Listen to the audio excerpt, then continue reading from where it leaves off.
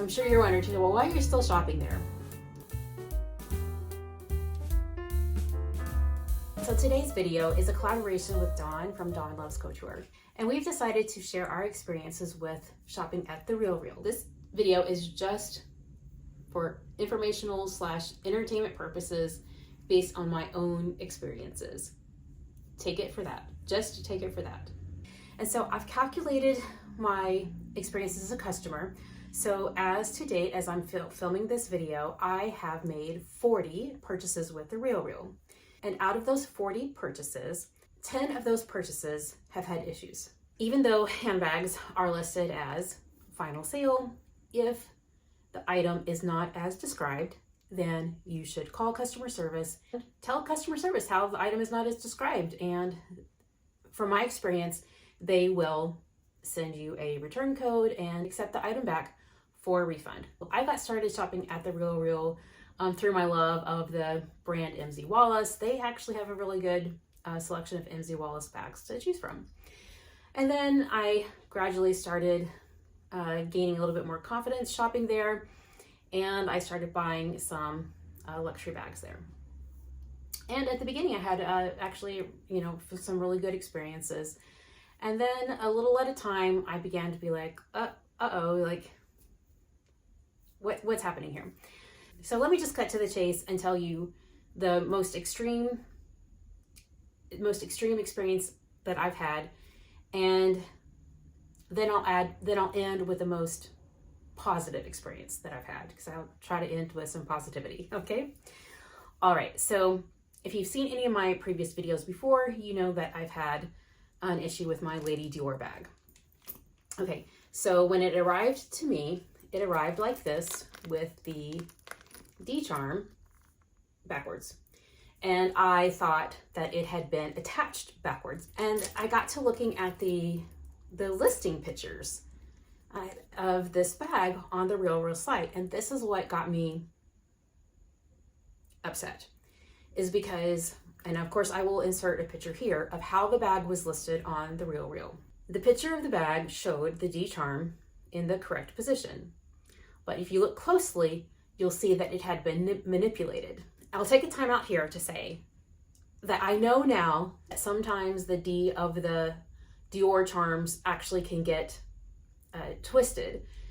And I have now learned to untwist this and get it in the correct position. But of course, when I first got this bag, I didn't know that. When they photographed the bag, they really took care to get the D in the correct position, even though it wasn't. That's what upset me the most. All right, so I'm just coming in close here to show you the charms and the way that I received them. And this is the way that the bag would be photographed, with this loop hanging down. But as I've shown you, or I'll show you again here, this is not the way that the loop was shown in the photo. And I need both hands here to demonstrate this. They had to make this loop inserted here between the handle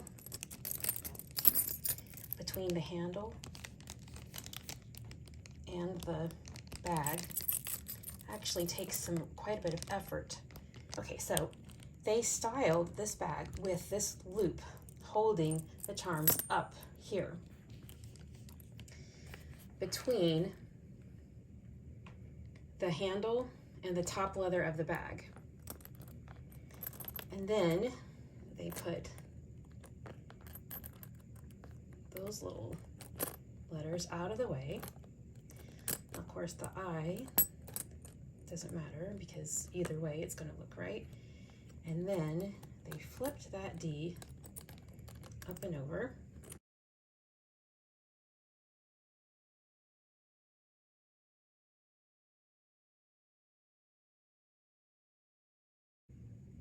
Yeah, it takes a lot of effort to get it to show up like that. Then we bring all that back down, release that. You can see. So yeah, it seems like it took a lot of effort for that. So in my opinion, this was a deceitful practice to make a photo like this. Like, why would you do this? If you know that the D is backwards, why would you make a photo like this to where you've had this make this extra effort to show it in this position?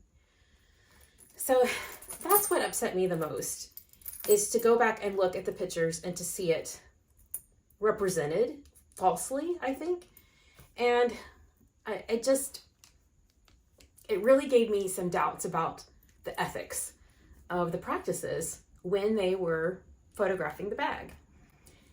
So, I mean, we all know that, if you've shopped at the RealReal, you know that the photos in general are not high quality. There's not enough photos to really see the details of the item that you're getting. And when in my experience anyway, when you try to zoom in to see the photos, like the clarity is not there. Just the quality of the image itself is not very high resolution, so that when you zoom in, you can't, in my opinion, like you just can't really see the details that you need to see. But this is a different story. This is an actual deceptive practice. So like I said, I know now that the D can be flipped, but I didn't know it when I got the bag. And I was upset with the RealReal that they did that to me as a customer. So let me go back in time. One time I was going to purchase an LV Totally. So as you know, they come in different sizes. I wanted the biggest, the big one, the GM. And it's really funny. Like when the measurements of the GM, every time, like they vary because it depends on who measures. Do they measure at the widest point? Do they measure at the top? Do they measure at the bottom for the width, for example? Like the measurements are all over the place. Each GM that you look up could have a slightly different measurement. So I ordered a GM, and when it came to me in the package, as soon as I got that dust bag out, I knew immediately, nope, this is an MM. So I call and say, no, this is the wrong bag. You've sent me an MM. So in my opinion, it was just lack of qualification of the staff there that didn't know what they were doing, and lack of training for where to take the measurements so that the measurements are consistent on the website. Fine, I sent it back, and I just didn't bother with trying to order another one. I became disinterested really after that point. Okay, anyway, I just tell that part of the story just to relay how I feel like that's just incompetence of the training of the staff. But that leads me to my next story, which was about the LV Vavin bag. It's an older style. I was very interested in that. Of course, I've never seen it in person, but I was very interested in this style. I had been looking at several different options, just biding my time, to wait for one to come up. One of the ones that I had seen previously was in pretty bad condition. It had it looked to me kind of like a big wax spot that took up a pretty big portion of the bag. And I remember when I clicked on that picture, I was like, ooh, like that's pretty bad. I remember this, okay? And one day I saw one pop up on the RealReal that I was very interested in, because in the condition marks it said, excellent, no visible signs of wear. And I was like, that's the one I've been waiting for. That's the one I'll take. Okay. When it came to me,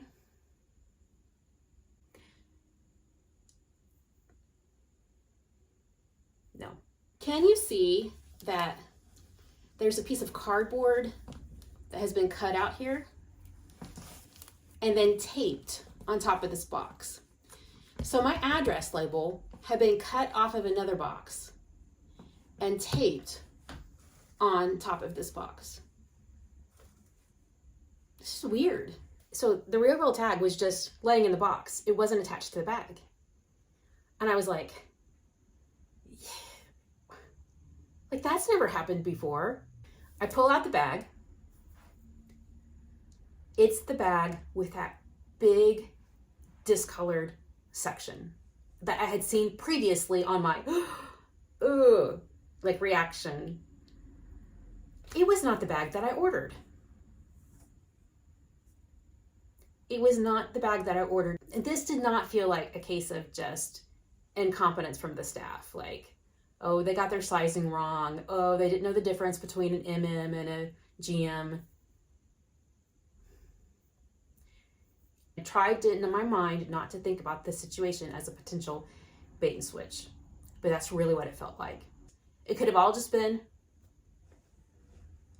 wrong. They just got it wrong back there. But it just did not feel right. It did not feel right. The other issues that I've had have just been with how the bag has not been described accurately. So this is a Givenchy tri-colored duet bag or duetto bag, crossbody. The listing said there was no indication of cornerware, or how should I say this? The listing did not indicate any indication of cornerware. And as soon as I pulled this bag out of the box, I saw a significant amount of cornerware, so much so that it was changing colors on the corner. So no, I had to send this back. Here is a Longchamp bag. It was listed as a Le Pliage Heritage bag, in this beautiful orange leather. The listing said excellent condition, no visible signs of wear. But when I pulled it out of the box, it was warped. There were some dents on the front top of the bag, but when I turned it over, you could see that the whole side of the bag was actually warped and bent in, and no, that's not excellent condition. This is a Tory Birch leather-trimmed straw tote.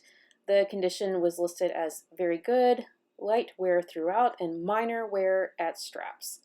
But no, when you look at the pictures of the straps were falling apart. The leather was just in shreds. It was coming off.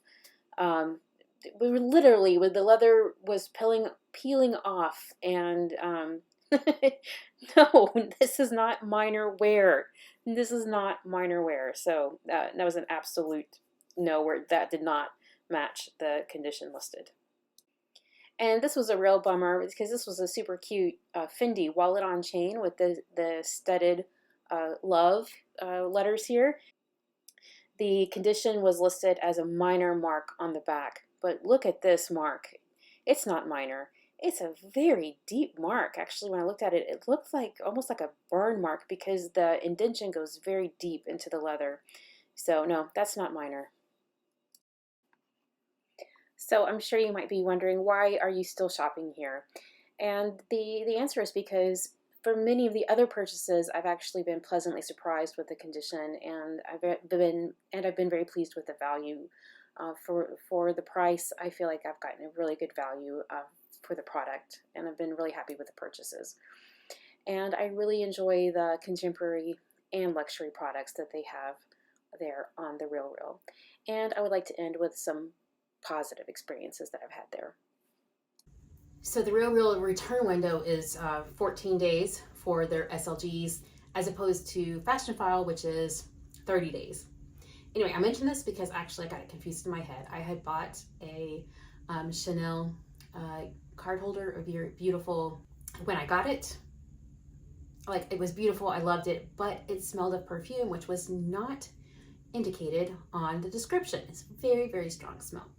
So I thought, well, maybe I can air it out. So I aired it out for almost 30 days, thinking I had 30 days to return it because I had gotten them confused. So I called to get the return label at day 27 or 28.